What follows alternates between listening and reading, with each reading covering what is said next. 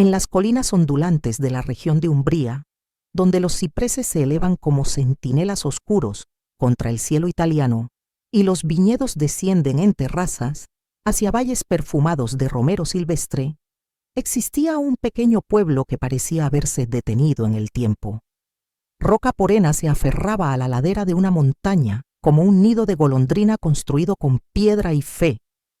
Sus casas apiñadas alrededor de una iglesia cuya campana marcaba los ritmos sagrados de la existencia campesina.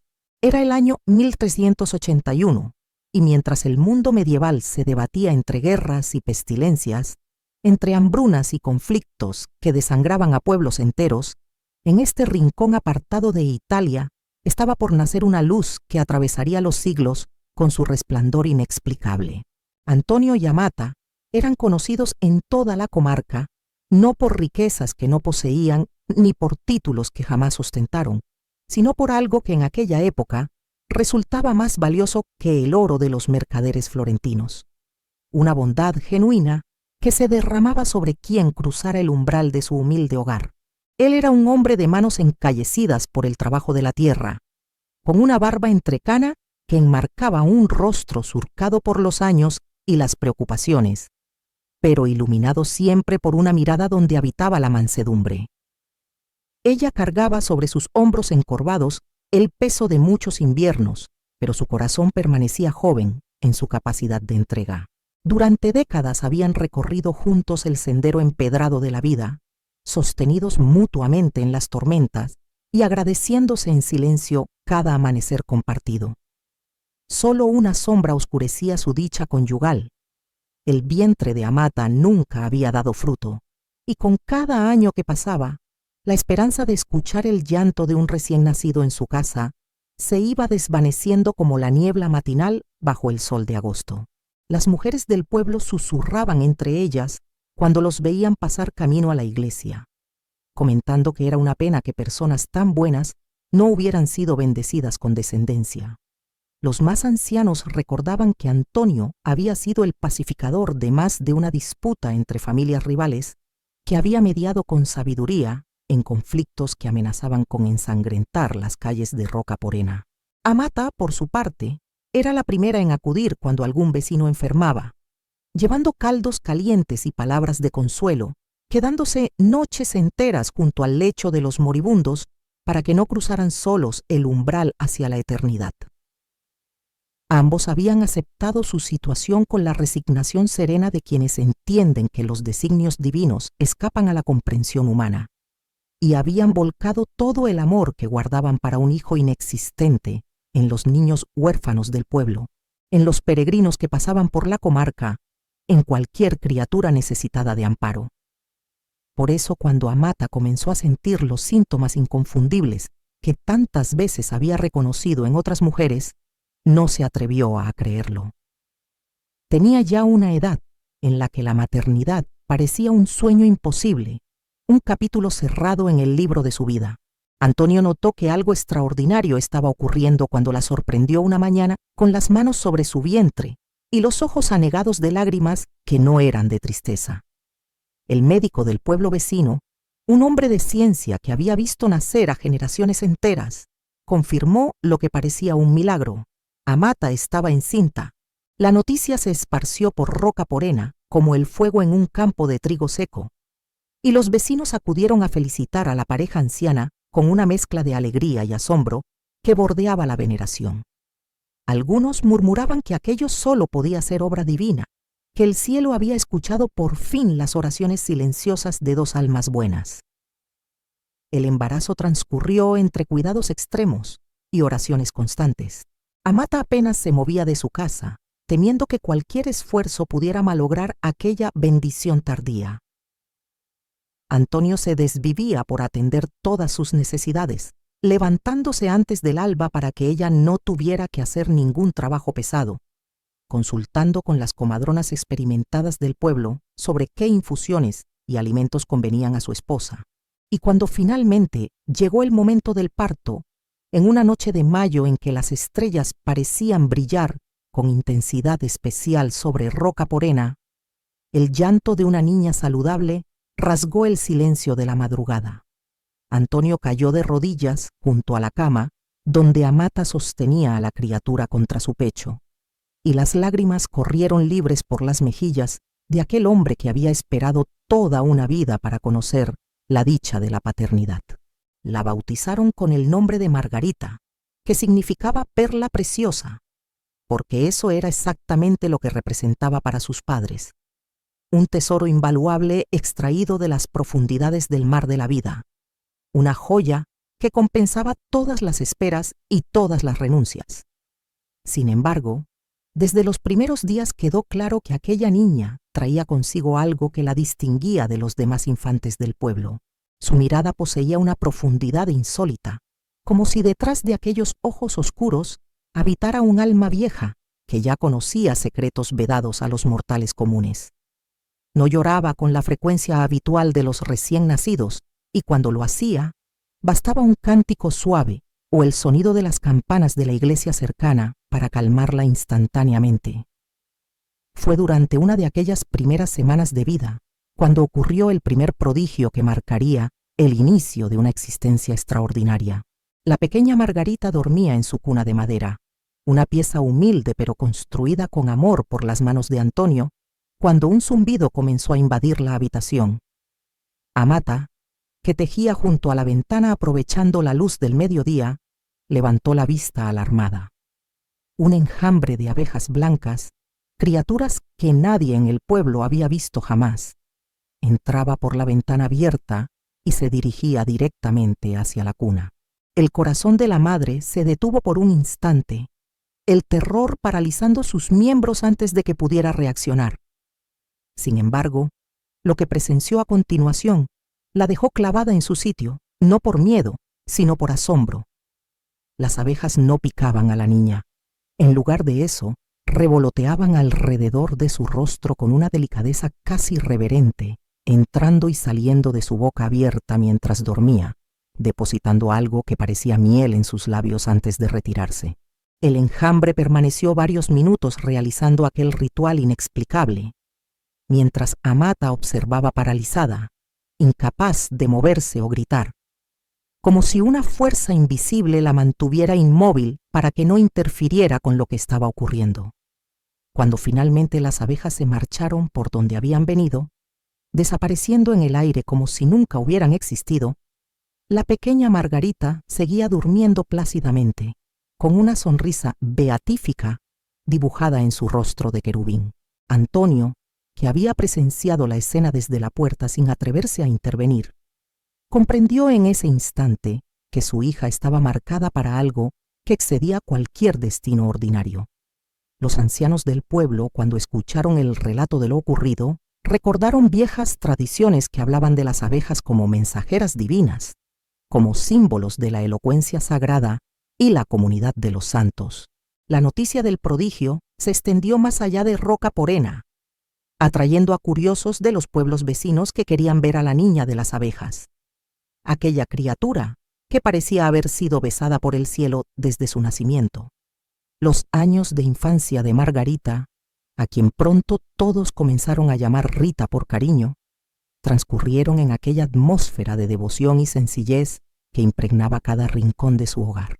Sus padres la educaron en la fe, con el mismo esmero con que un jardinero cuida sus plantas más delicadas, pero pronto descubrieron que la semilla que habían plantado crecía con una fuerza que excedía cualquier esfuerzo humano. Mientras otras niñas de su edad jugaban con muñecas de trapo o corrían por los campos persiguiendo mariposas, Rita buscaba la soledad de una pequeña gruta cercana a su casa, un hueco natural en la roca de la montaña que se había convertido en su refugio secreto. Allí pasaba horas sumergida en la oración, con una concentración y una intensidad que habrían resultado impropias incluso en adultos consagrados a la vida religiosa. Antonio y Amata la encontraban a menudo en aquel lugar, arrodillada sobre las piedras sin importarle la incomodidad, con los ojos cerrados y los labios moviéndose en murmullos que solo el cielo podía escuchar. Al principio se preocuparon, pensando que quizás su hija era diferente de un modo que no les convenía, que aquella inclinación excesiva hacia lo espiritual podía ser síntoma de alguna enfermedad de la mente o del espíritu.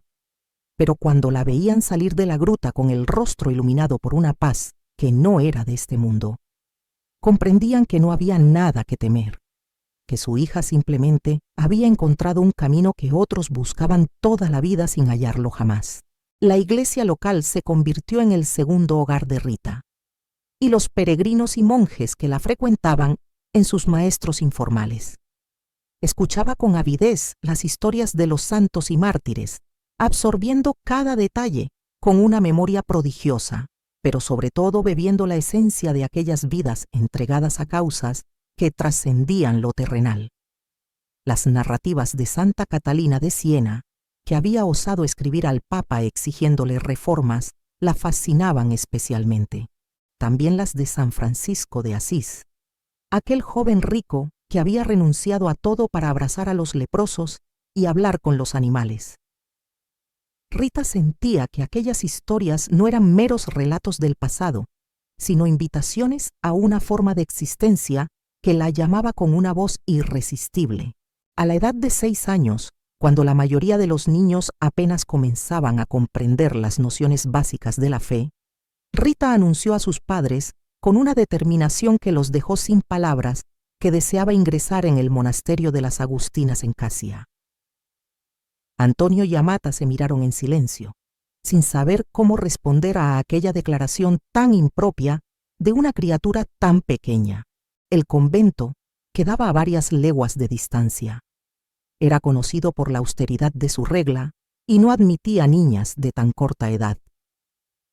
Además, en el corazón de aquellos padres que habían esperado tanto tiempo para tener una hija, la idea de perderla tan pronto resultaba insoportable. Le explicaron con dulzura que tendría que esperar, que el tiempo de Dios no era el tiempo de los hombres, que quizás en el futuro las puertas del convento se abrirían para ella. Rita asintió con una serenidad que desmontaba cualquier argumento, como si supiera que aquel momento llegaría inevitablemente, aunque el camino para alcanzarlo fuera más tortuoso de lo que nadie podía imaginar. Lo que Rita no sabía entonces, lo que ninguno de ellos podía prever, era que el destino tenía planes muy diferentes para ella. La sociedad medieval italiana funcionaba bajo códigos estrictos que dejaban poco margen para las aspiraciones individuales, especialmente las de las mujeres. Los matrimonios se arreglaban entre familias como alianzas estratégicas, como transacciones que buscaban consolidar fortunas, apaciguar conflictos o elevar el estatus social de los involucrados. Y la familia de Rita, aunque humilde, había atraído la atención de los Mancini, un clan local cuyo heredero, Paolo, buscaba esposa. Cuando los padres de Rita recibieron la propuesta de matrimonio, se encontraron ante un dilema que los desgarraba por dentro. Conocían los anhelos espirituales de su hija, pero también sabían que rechazar a los Mancini podía traer consecuencias graves, y que un matrimonio ventajoso aseguraría el futuro de Rita de maneras que ellos, con su pobreza, jamás podrían garantizar. Paolo Mancini era un hombre de temperamento volcánico, forjado en la cultura de honor y venganza que dominaba aquella región de Italia. Las vendetas entre familias rivales habían cobrado vidas durante generaciones, y Paolo había crecido aprendiendo que la fuerza era la única moneda que compraba respeto en aquel mundo despiadado. Su fama lo precedía. Historias de peleas en tabernas, de amenazas proferidas en público, de rencores que cultivaba como otros cultivaban sus tierras. Cuando Antonio y Amata le comunicaron a Rita que había sido comprometida con este hombre, algo se quebró silenciosamente dentro de ella. Sin embargo, en lugar de rebelarse, en lugar de huir hacia la gruta donde tantas veces había encontrado consuelo, Rita aceptó la voluntad de sus padres con una sumisión que no era resignación derrotada, sino la intuición profunda de que quizás Dios la estaba guiando por senderos que ella no comprendía pero que debía transitar con fe. La boda se celebró cuando Rita tenía apenas 12 años, una edad que hoy nos parecería escandalosamente temprana, pero que era habitual en aquella época oscura. La ceremonia tuvo lugar en la iglesia de Rocca Porena, con las campanas repicando como si celebraran una fiesta, cuando en realidad marcaban el inicio de un calvario que duraría casi 2 décadas. Rita vestía sus mejores ropas, prestadas en parte por vecinas generosas, y aunque su rostro mantenía la compostura que las circunstancias exigían, quienes la conocían bien podían percibir la tormenta silenciosa que rugía detrás de sus ojos serenos. Paolo, por su parte, observaba a su joven esposa con una mezcla de posesión y desconfianza, como quien adquiere una propiedad de la que desconfía, pero no piensa renunciar. Los primeros meses del matrimonio confirmaron los temores más oscuros. Paolo era un esposo difícil, propenso a estallidos de ira que a menudo encontraban su válvula de escape en reproches hirientes y actitudes despóticas. Llegaba a casa a horas intempestivas, oliendo a vino y a los humos de las tabernas donde conspiraba con sus aliados en las interminables disputas familiares. Rita lo esperaba despierta, manteniendo la cena caliente, ofreciéndole una sonrisa que él rara vez retribuía.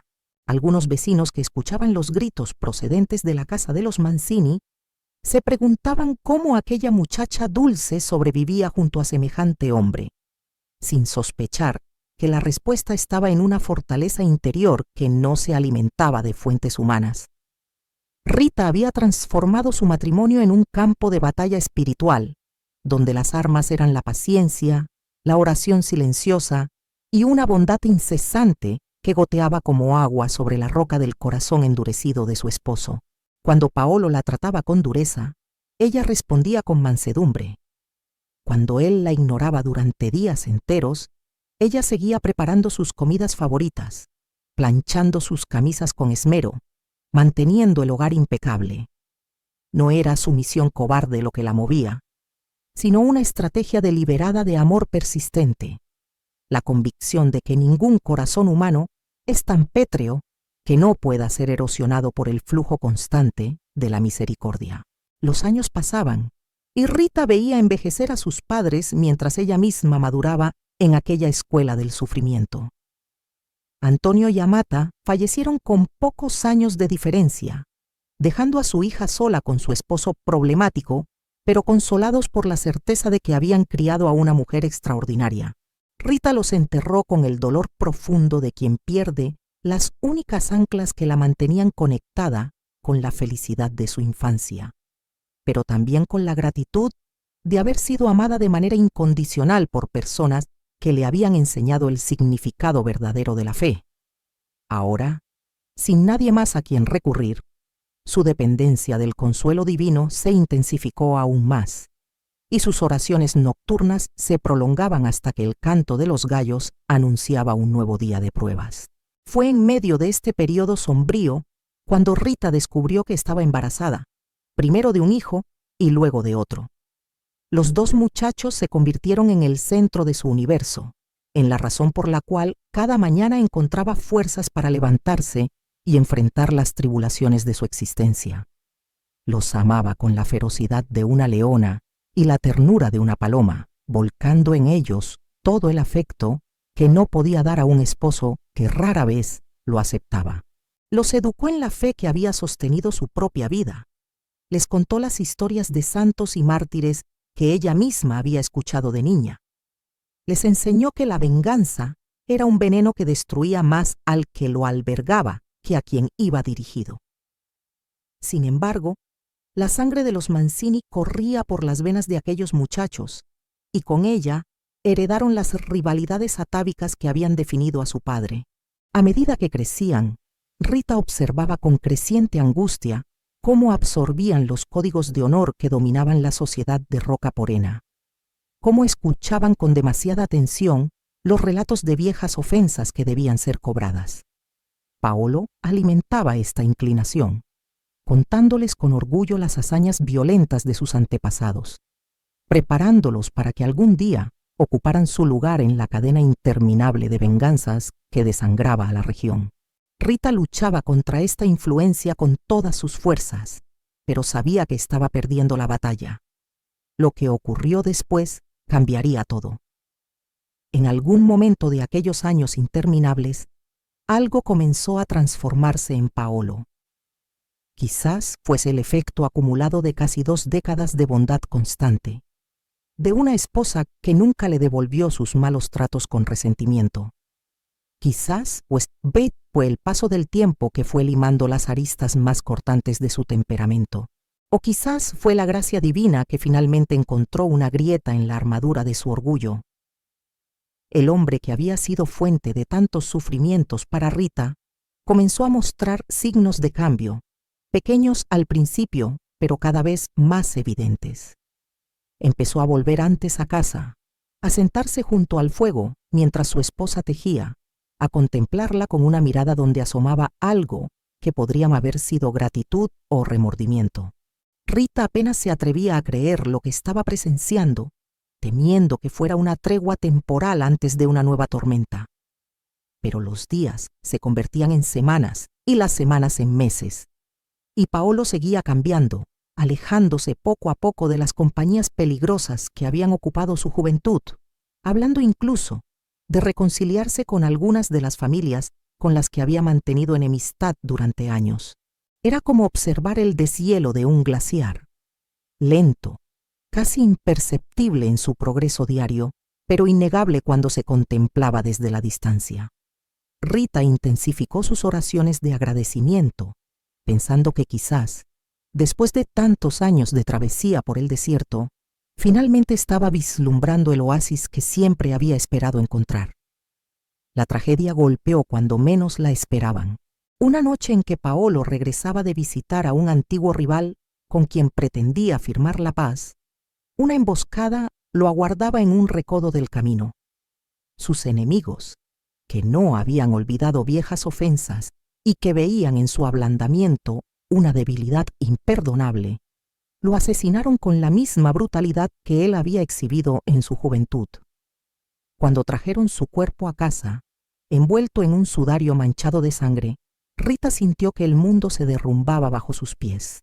Sin embargo, lo que más la atormentaba no era su propia viudez, sino el fuego que vio encenderse en los ojos de sus hijos cuando conocieron la noticia. Los 2 muchachos juraron venganza con la vehemencia de quienes han crecido en una cultura donde el honor se lava con sangre. Rita los escuchó planear represalias, identificar a los culpables, afilar los cuchillos que convertirían en asesinos a los hijos que ella había soñado ver convertidos en hombres de bien. Les suplicó que perdonaran. Les recordó las enseñanzas de Cristo que había tratado de inculcarles desde la cuna. Les pintó con palabras desgarradas el futuro de muerte violenta que les aguardaba si seguían el camino de la venganza. Pero sus palabras se estrellaban contra el muro de un dolor que solo conocía una forma de expresión. Y Rita comprendió con horror que estaba a punto de perder a sus hijos no a la muerte física, sino a la muerte espiritual de convertirse en homicidas. Fue entonces cuando hizo algo que solo puede entenderse desde la lógica de una fe que trasciende la comprensión ordinaria. Rita comenzó a orar pidiendo a Dios que interviniera para salvar las almas de sus hijos, aun si eso significaba perderlos de otras maneras. Sus oraciones se elevaban cargadas de una desesperación que rayaba en la agonía, porque sabía que estaba pidiendo algo que ninguna madre debería pedir, algo que contradecía todos los instintos naturales, pero que respondía a un amor más profundo que la mera supervivencia física. Le pedía al cielo que impidiera que sus hijos se convirtieran en asesinos, que los arrancara del ciclo de violencia, aunque el precio fuera su propia vida. Las oraciones de Rita fueron escuchadas de la manera más terrible y misericordiosa posible. Ambos hijos cayeron enfermos con una dolencia que ningún médico supo diagnosticar ni curar. Durante semanas Rita cuidó de ellos con devoción absoluta, sin separarse de sus lechos ni para dormir, alimentándolos cuando podían comer, refrescando sus frentes ardientes de fiebre y sobre todo hablándoles del perdón. En aquellas horas interminables de enfermedad, con las fuerzas abandonándolos y la vida escapándose como agua entre los dedos, los 2 muchachos finalmente escucharon las palabras de su madre. Confesaron sus pecados, renunciaron a sus planes de venganza y murieron reconciliados con Dios y con los hombres, liberados del peso de un crimen que habría condenado sus almas para siempre. Rita los enterró junto a su padre en el pequeño cementerio de Roca Morena, y los vecinos que asistieron al funeral vieron a una mujer que parecía haber envejecido décadas en pocos meses. Había perdido todo lo que le quedaba en el mundo: el esposo, que finalmente había empezado a cambiar, los hijos por cuyas almas había sacrificado cualquier esperanza de nietos o vejez acompañada. Estaba sola de una manera que pocos seres humanos experimentan, despojada de todos los vínculos que nos anclan a la tierra. Sin embargo, quienes la conocían bien podían percibir que bajo aquella devastación superficial ardía una llama que se negaba a extinguirse. Ahora, por fin, nada la ataba al mundo, ataba la vocación que había sentido a los 6 años, aquella llamada irresistible que había aceptado posponer por obediencia a sus padres y por las circunstancias de la vida. Volvía a resonar en su interior con una urgencia que no admitía más demoras. Rita se dirigió al convento de las Agustinas en Casia, aquel lugar con el que había soñado desde su infancia más temprana, dispuesta a consagrar lo que le quedara de vida al servicio exclusivo de Dios. La primera vez que llamó a la puerta del convento, las monjas la rechazaron, y la segunda y la tercera. Las reglas de la orden eran claras. No admitían viudas, especialmente viudas de hombres envueltos en vendetas, porque temían que las enemistades familiares contaminaran la paz del claustro. Además, sospechaban que Rita buscaba refugio temporal para escapar de las amenazas de los clanes rivales, no una vocación genuina. Cada rechazo era una daga clavada en el corazón de aquella mujer que había esperado toda una vida para cruzar aquel umbral. Pero Rita no se rendía. Volvía una y otra vez, implorando que la dejaran entrar, explicando que los asesinos de su esposo habían sido perdonados, que no existía ninguna disputa pendiente que pudiera perturbar la serenidad conventual. Lo que ocurrió después pertenece al terreno de lo inexplicable. Según cuentan las crónicas que han sobrevivido a los siglos, una noche en que Rita oraba en la gruta de su infancia, pidiendo con lágrimas que se abrieran las puertas que parecían cerradas para siempre, tuvo una visión. Los santos patronos de Casia se le aparecieron rodeados de luz y le indicaron que la siguieran. Rita obedeció, caminando en un estado de trance a través de caminos que no conocía, hasta que de pronto se encontró dentro del convento, sin saber cómo había atravesado los muros y las puertas cerradas. Cuando las monjas la descubrieron al amanecer, arrodillada en el coro de la capilla, como si siempre hubiera pertenecido allí, comprendieron que estaban ante una señal divina que no podían ignorar.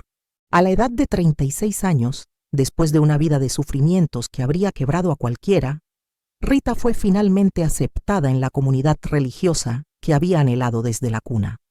Los años que Rita pasó en el convento de Casia fueron un período de intensificación espiritual que transformó su existencia en un testimonio viviente de la fe más radical. Se entregó a la vida religiosa con el mismo fervor absoluto con que había enfrentado los desafíos de su vida laica. Pero ahora toda esa energía formidable se canalizaba hacia la oración, la penitencia y el servicio a sus hermanas. Las monjas que convivían con ella quedaban asombradas por su resistencia física y espiritual, por las horas interminables que pasaba de rodillas en la capilla, por el ayuno riguroso que practicaba sin que pareciera debilitarla. Rita había encontrado por fin el puerto que buscaba y se sumergió en aquellas aguas con la determinación de quien sabe que ha llegado a casa. Su reputación de santidad comenzó a extenderse más allá de los muros del convento. Los peregrinos que visitaban Casia pedían verla, y quienes conseguían audiencia salían convencidos de haber estado en presencia de alguien que mantenía un diálogo constante con lo invisible. Rita los recibía con sencillez, escuchaba sus problemas con una atención que los hacía sentir únicos, y rezaba por ellos con una intensidad que parecía capaz de mover montañas. Empezaron a circular historias de peticiones atendidas, de enfermedades curadas, de situaciones imposibles que encontraban solución después de que Rita hubiera intercedido ante el cielo. Pero el momento más extraordinario de su vida conventual, el que la marcaría para siempre con un signo visible de su unión con Cristo, llegó durante una meditación sobre la pasión. Era Viernes Santo, y Rita estaba sumergida en una contemplación tan profunda del sufrimiento de Jesús que sentía físicamente cada golpe del látigo, cada caída en el camino del Calvario, cada clavo atravesando la carne divina. Ardía en deseos de compartir de alguna manera aquel dolor, de unirse más íntimamente a aquel sacrificio supremo, y su oración se convirtió en una súplica desgarrada.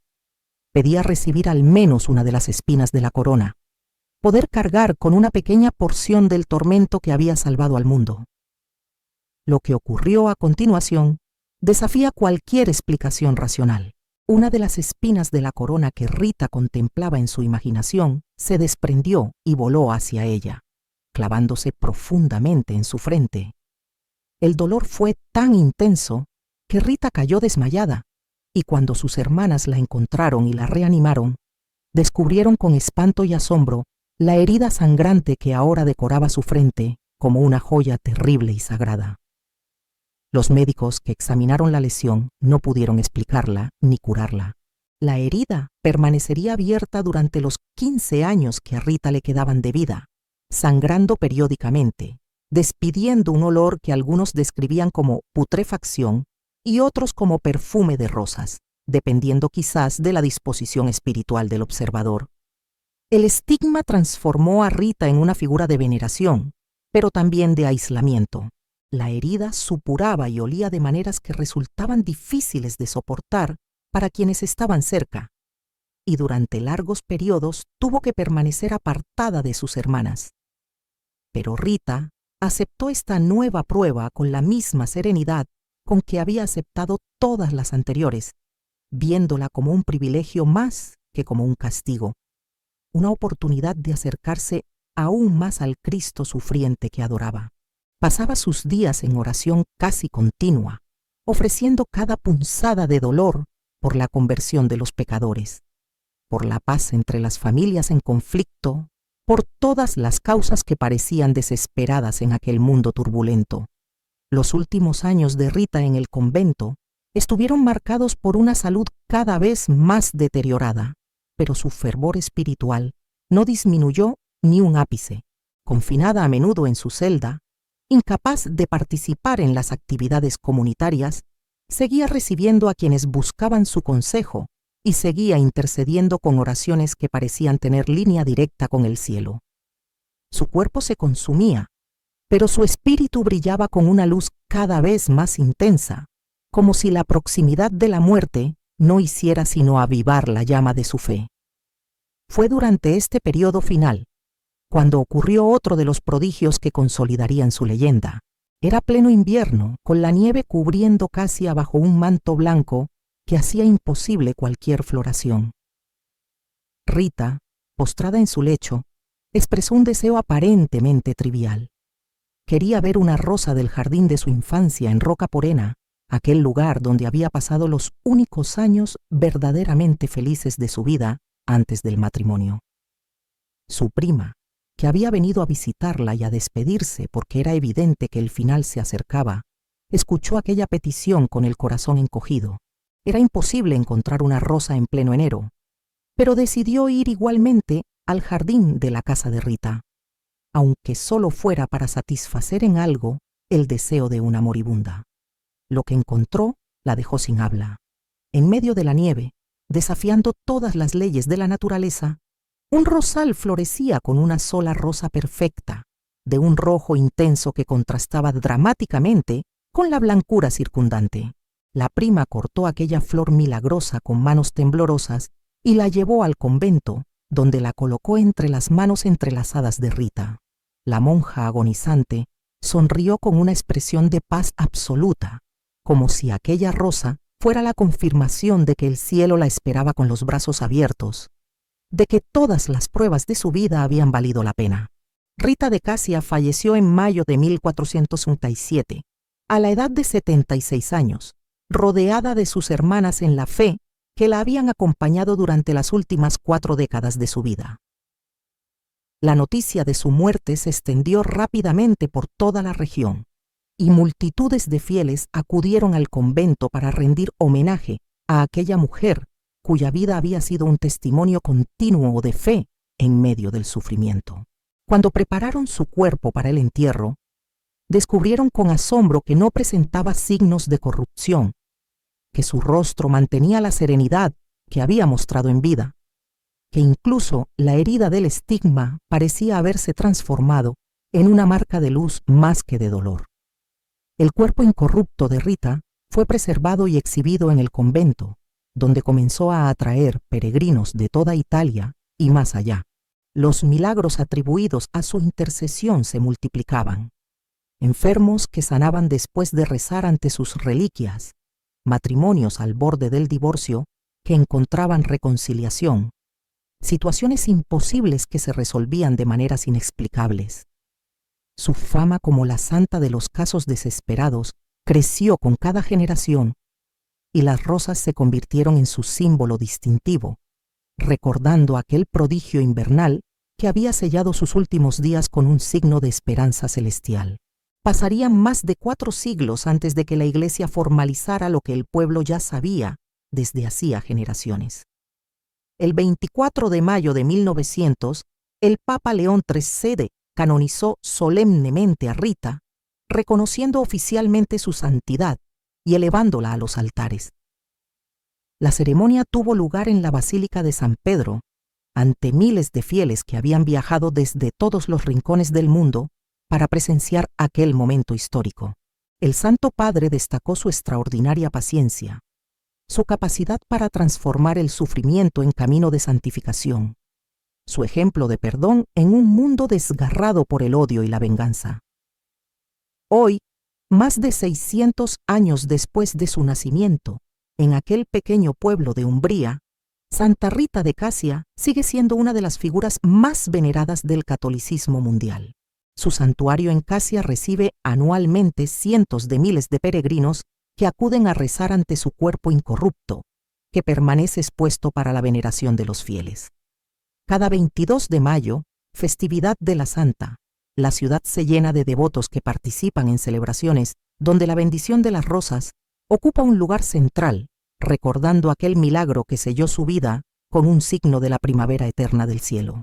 Su historia resuena con particular fuerza en quienes atraviesan momentos de desesperación, en quienes sienten que todas las puertas se han cerrado y que no queda esperanza alguna. Madres que sufren por hijos descarriados encuentran en ella un modelo de amor persistente que no se rinde ante ningún obstáculo. Esposas que soportan matrimonios difíciles la invocan pidiendo fortaleza para perseverar y sabiduría para transformar sus hogares.